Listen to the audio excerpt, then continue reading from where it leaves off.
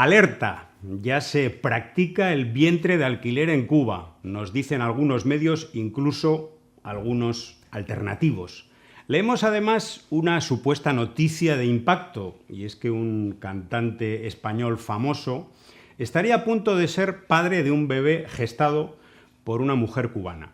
¿Verdad? ¿Mentira?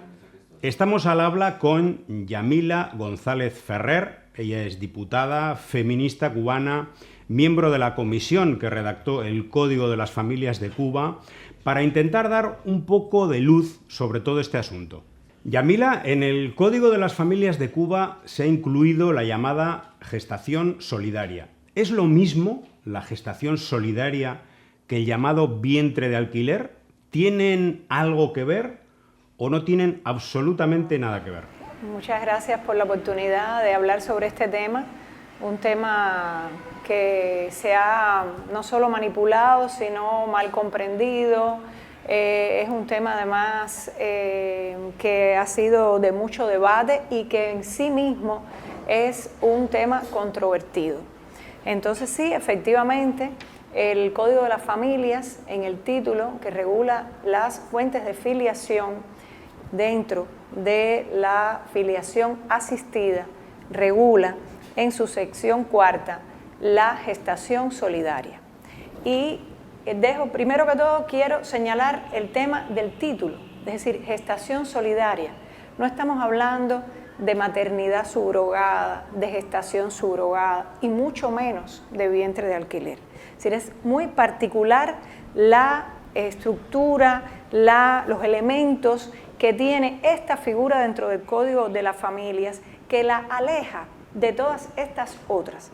Por supuesto, para llegar a esta regulación, a construir todos estos elementos, hicimos un estudio muy profundo de las regulaciones que en diversas partes del mundo existían, de las opiniones y los debates que sobre el tema existen dentro del movimiento feminista, sobre la posición de las agencias internacionales, en fin, de la propia doctrina también que existe sobre el tema, y en una gran labor de orfebrería jurídica en la que además tenemos que apuntar lo importante que fue los aportes de las consultas especializadas y la consulta popular, que también dieron su impronta para la conformación de esta figura jurídica. Bueno, pues se redactó, ¿no? Se elaboró la misma. Y la gestación solidaria, en nuestra concepción, de la manera que la tenemos prevista en nuestro Código de las Familias, se aleja de todas estas otras figuras. ¿Por qué? Primero, por su alcance. Si la gestación solidaria es una figura que va dirigida a favorecer el derecho de toda persona a tener una familia, pero sustentada sobre todo en la dignidad humana. Dignidad humana que está bien referida desde nuestra Constitución en su artículo 40, desde el título inicial general de nuestro Código de las Familias, y que aquí tiene un impacto particular. La gestación solidaria tiene una estructura y tiene controles muy especiales. Tiene un control legal, que voy a explicar, un control médico, un control judicial, y tiene también un control penal, porque también hay una responsabilidad penal que aparece en el nuevo Código Penal recientemente aprobado en el 2022. ¿Cuál es el control inicial, que es el control legal? ¿Qué significa? Lo que aparece regulado en el Código de las Familias, y ahí tenemos una norma complementaria también, que es la resolución del MINSAP sobre la reproducción asistida, que incluye los temas de gestación solidaria. ¿Cuáles son estos elementos? Primero, es una figura que tiene que ser por motivos altruistas y de solidaridad humana. Eso es lo primero. No hay cabida para ningún otro tipo de consideración. Solo la solidaridad humana y el altruismo basado en esa dignidad humana que refería son los que motivan la existencia de esta figura jurídica. ¿Entre qué personas? Entre personas unidas por vínculos familiares o afectivamente cercanos. Este elemento es muy importante porque apunta a que no solo tiene que ser entre personas unidas por lazos consanguíneos, sino también pueden ser otro tipo de lazos afines, afectivos, pero sobre todas las cosas tiene que quedar probada y evidente ese nivel de afectividad. No solo importa que sea, por ejemplo, entre una madre y una hija, entre unas primas, entre dos mejores amigas, no, tiene que probarse que hay una relación estrecha, de larga data, con fuertes elementos afectivos para que sea posible la gestación solidaria, porque no cabe duda que gestar en un cuerpo de una persona, un ser humano que no va a ser su hijo, sino que va a ser para otra persona, pues eso obviamente implica de un afecto muy particular. Por lo tanto, aquí lo que hay que probar es que el afecto sea verdadero, sea sincero, sea de larga data. Eso es lo importante aquí. Y que además el deseo de esa persona que va a gestar un hijo para otra sea basada en esa solidaridad y en ese altruismo. Quiere decir que en ninguna de las partes puede haber un interés material de ningún tipo. Eso es una cosa fundamental. Por supuesto, siempre se tiene la prevención de que no tenga ninguna afectación para la salud, ni de la persona gestante, ni de las personas comitentes, es decir, las personas que serían madres, padres de ese niño o niña que estaría por nacer. Y aquí no solo nos estamos refiriendo a la salud física en su sentido del cuerpo, de los órganos, etcétera, sino también a la salud mental, a la salud psicológica, porque una persona puede estar en plena disposición de gestar un hijo para otra, pero no tener las condiciones psicológicas. Y estos son procesos, son figuras que pueden generar diferentes tipos de conflictos que es necesario, por supuesto, solventar, y se requiere de una estabilidad, de un pensamiento y de una seguridad muy serias para poder dar este paso. ¿En beneficio de quién está esta figura? De quién o quienes no pueden asumir la maternidad o la paternidad por diferentes razones y se ven impedidos de hacerlo por causas médicas, porque se les imposibilite la gestación, en el caso, por ejemplo, de mujeres que no pueden tener hijos por determinadas circunstancias, o de hombres solos o de parejas de hombres. Y bueno, reitero que se prohíbe cualquier tipo de remuneración, dádiva, en fin. Ahora, por supuesto, aquí hay una salvedad, que es la obligación de dar alimentos, porque por supuesto que la persona gestante requiere de cuidados, de protección, de determinadas cuestiones, que eso cuesta dinero. Bueno, esa protección, por eso hablamos de la obligación legal de alimentos en el caso, bueno, y de todo ese tipo de cuidados que requiere una persona, eso sí, pero nunca por una razón onerosa de remuneración, etcétera. Hay otros elementos importantes que también me gustaría señalar para que se tengan en cuenta. Primero, la edad tanto de las gestantes como de los comitentes, que tiene que ser 25 años, no puede ser menos de 25 años, y consideramos que esta es una edad que maneja el Código de las Familias incluso también para la adopción, y obviamente ya es una edad en donde hay un nivel de madurez particular, en donde hay ya una independencia, una solvencia económica que permite asumir el cuidado de otra persona. En fin, la edad es un elemento importante. Otro elemento, que se hayan agotado o hayan fracasado todas las otras técnicas de reproducción asistida en los casos que sea posible, porque por supuesto hay situaciones en que la gestación solidaria es la única opción, pero siempre que haya otras opciones para esas personas, tiene que pasar por esas variantes primero de otros ámbitos de la reproducción asistida. Otro elemento es que la futura gestante no se haya sometido a ningún proceso anterior de gestación solidaria, porque solamente puede ser realizado por una vez. Este es un elemento importante que va en contra de la explotación del cuerpo de las mujeres y de cualquier asimilación con el tema de vientre de alquiler, porque, es decir, aquí no hay de ninguna forma posibilidad de que una misma mujer pueda en diferentes ocasiones gestar, ni siquiera para el familiar más cercano, ni siquiera, aunque estén probados esos vínculos de afecto profundos que hemos explicado, ni siquiera en esas circunstancias puede hacerlo por más de una ocasión. Y otro elemento importante es que en ningún caso esa persona puede aportar su óvulo. Es decir, siempre que se aporte el óvulo ya se descarta por completo la gestación solidaria. El óvulo tiene que aportarlo otra tercera persona.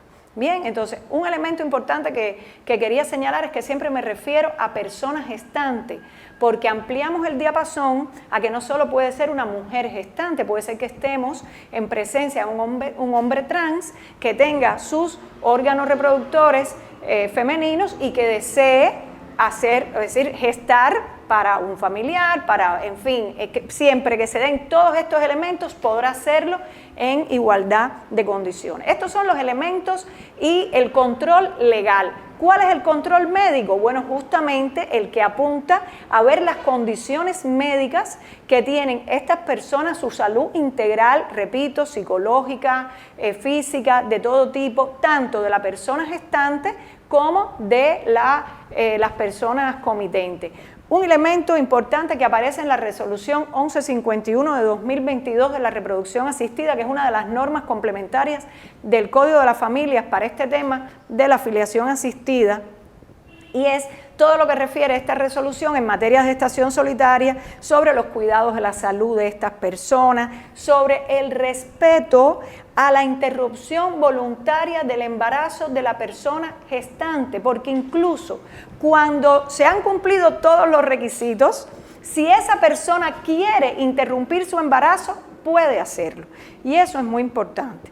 Y tenemos otro control, que es el control judicial, porque este es un proceso que tiene que ser aprobado por el tribunal. Tiene que empezar por una escritura notarial donde se acceda a este proceder.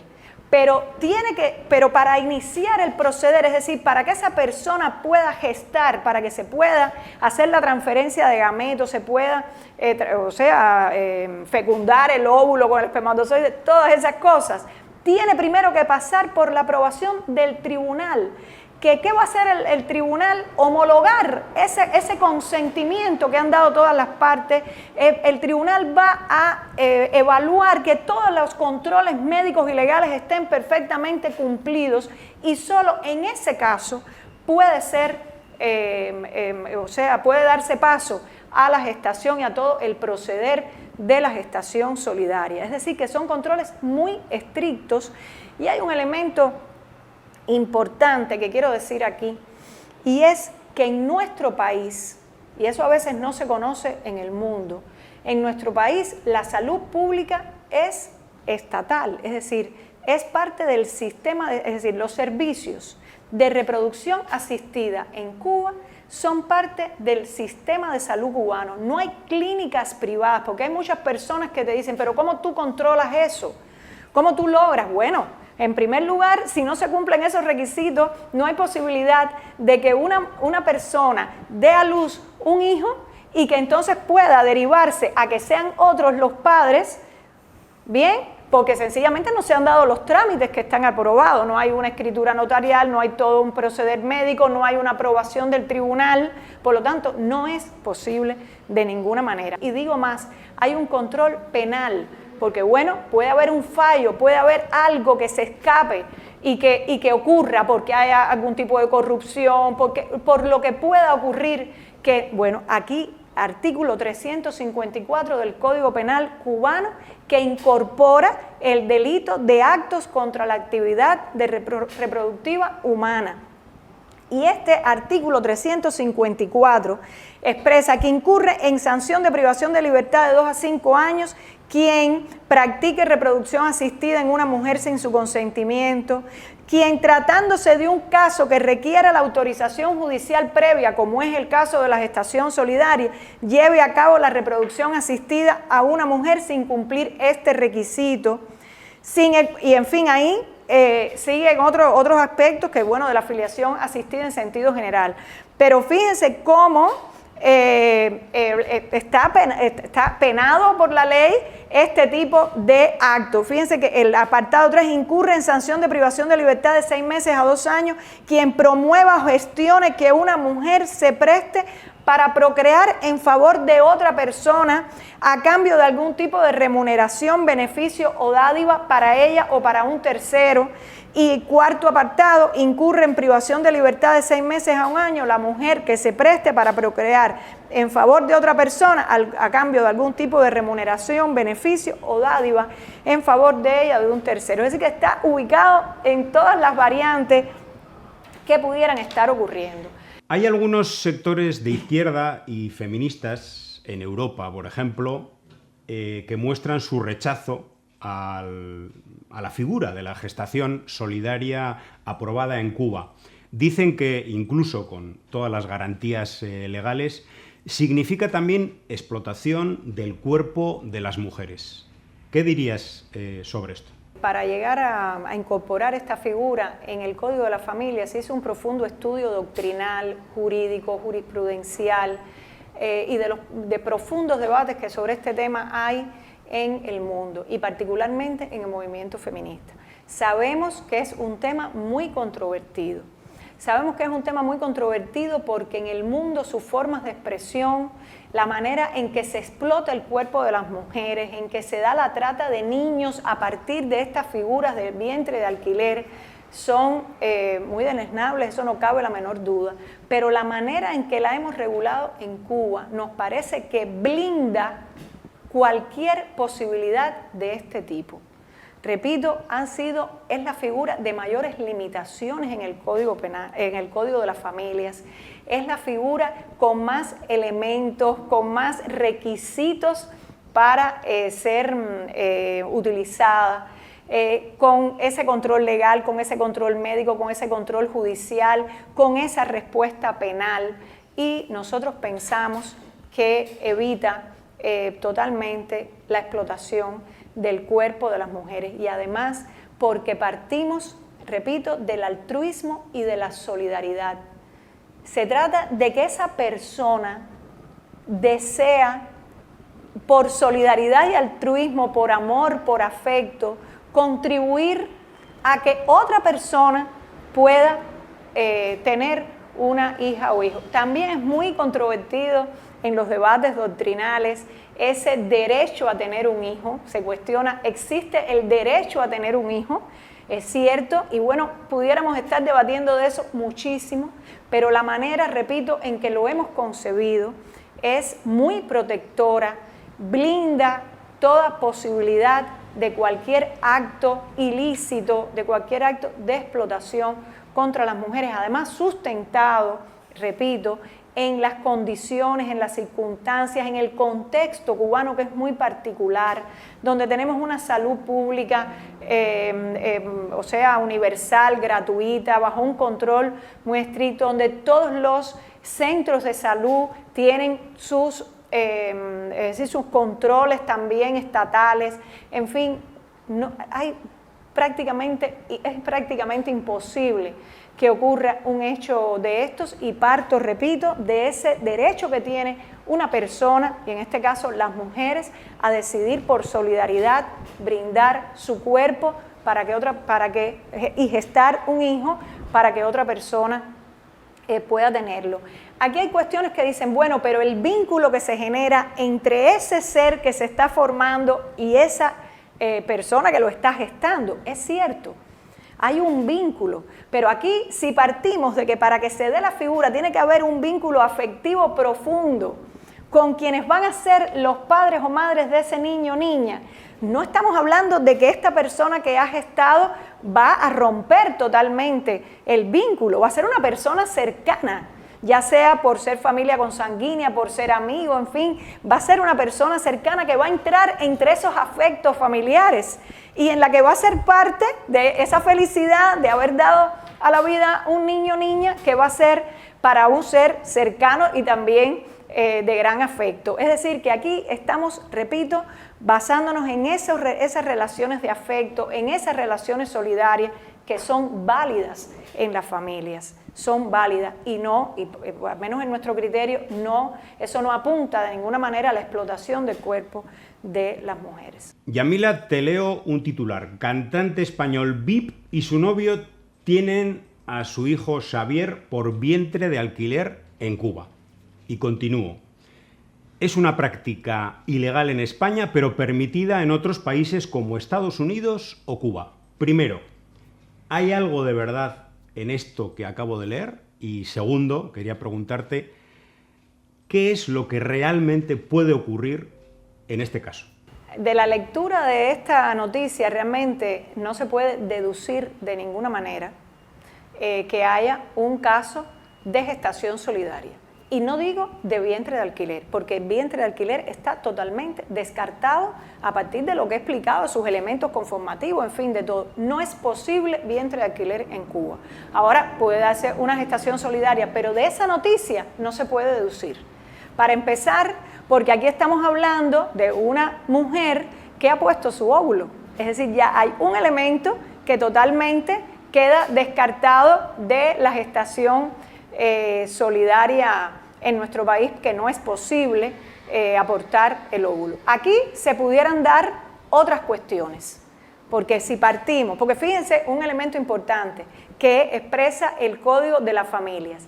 Si en alguna parte del procedimiento se viola alguno de los elementos, si en alguna parte del procedimiento o al final no hay una autorización judicial al momento del nacimiento de ese niño o niña, tiene que reconocerlo quien lo ha gestado. Es decir, que aunque el interés, vamos a poner, haya sido otro, lo que va a ocurrir en el momento del nacimiento de ese niño o niña, al no cumplirse los requisitos previamente establecidos, es que esa mujer tiene que reconocer a ese niño.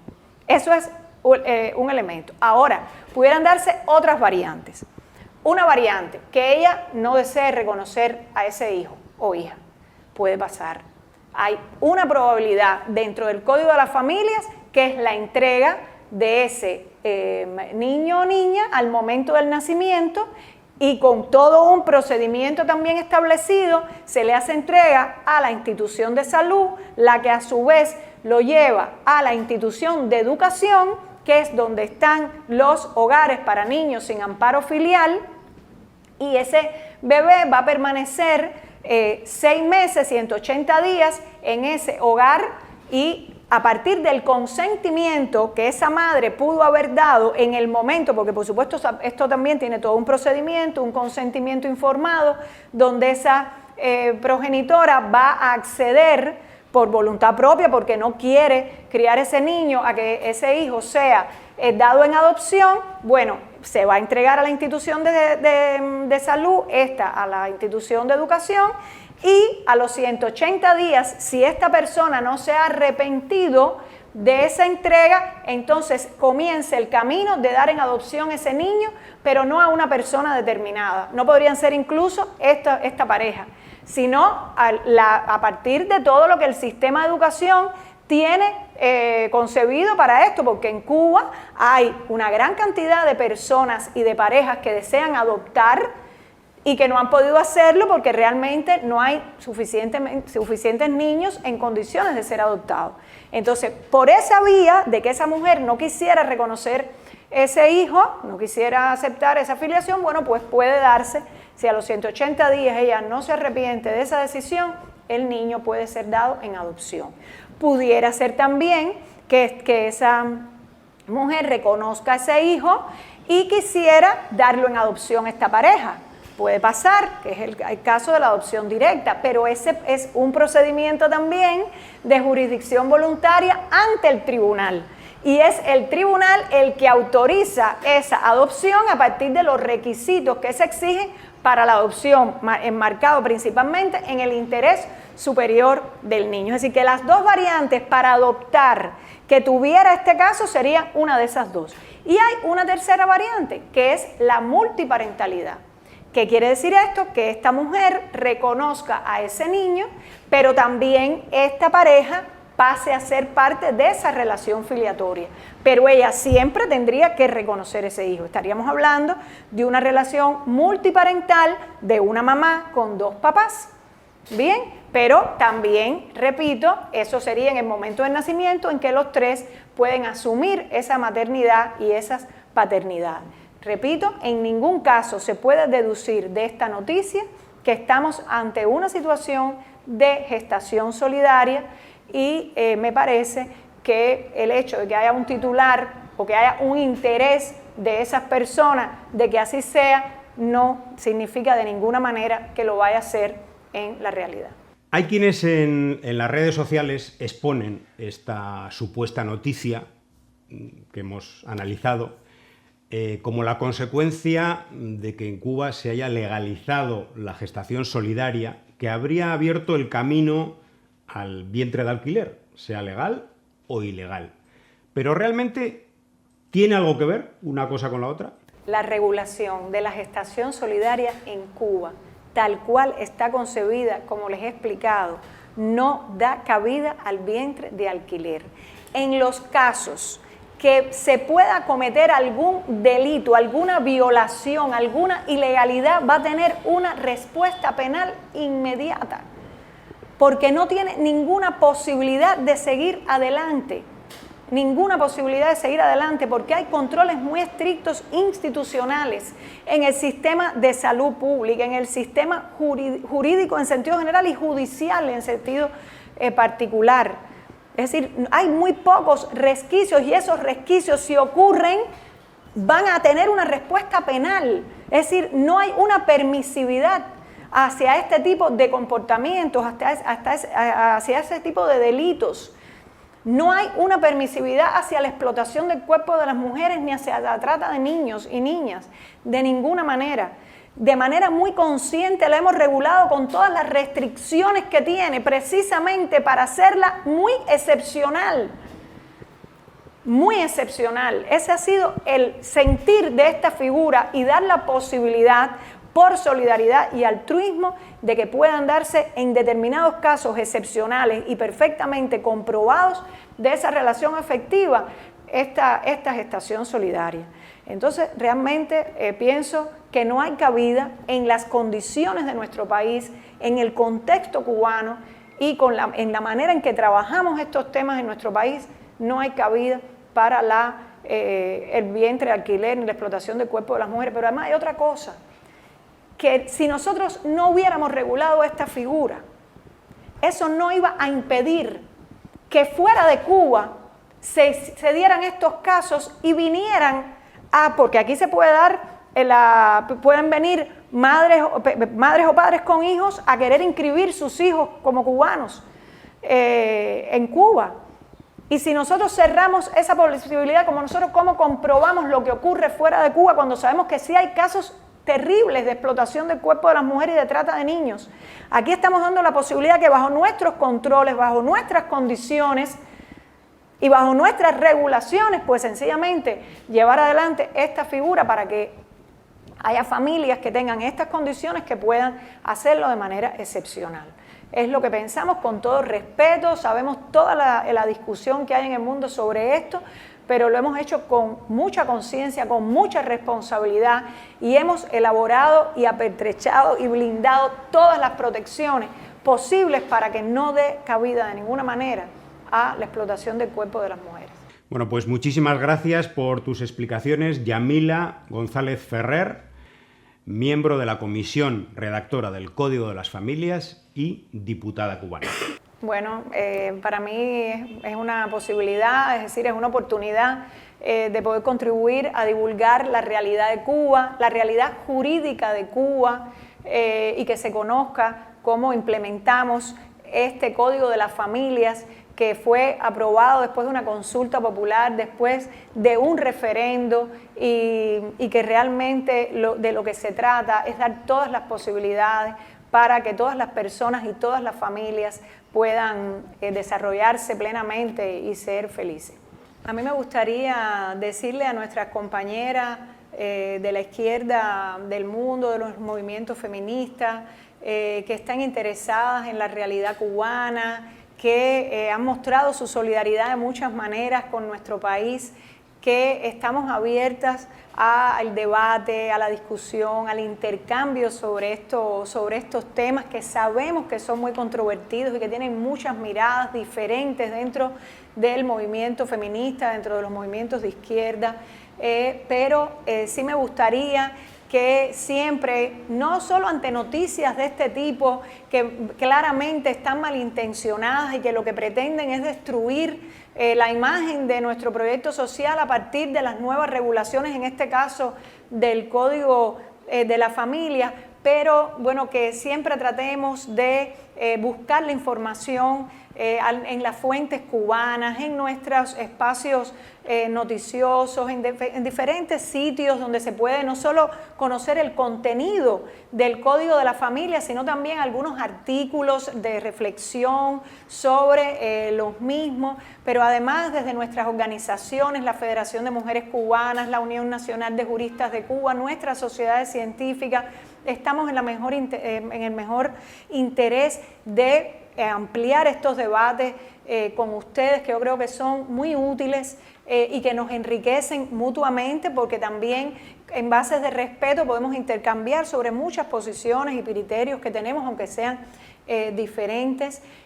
Yo pienso que la esencia de nuestro proyecto social, de nuestro espíritu siempre de justicia social, debe apuntar a, a confiar en que nuestro marco jurídico va sobre esa línea y que lamentablemente las matrices de opinión que quieren destruir a la revolución cubana utilizan el tema de los derechos de las mujeres, de los derechos de la familia, para malinterpretar malintencionadamente nuestras regulaciones sobre estos temas. Entonces, repito, estamos abiertas totalmente al intercambio y al debate sobre este u otros temas. Muchísimas gracias.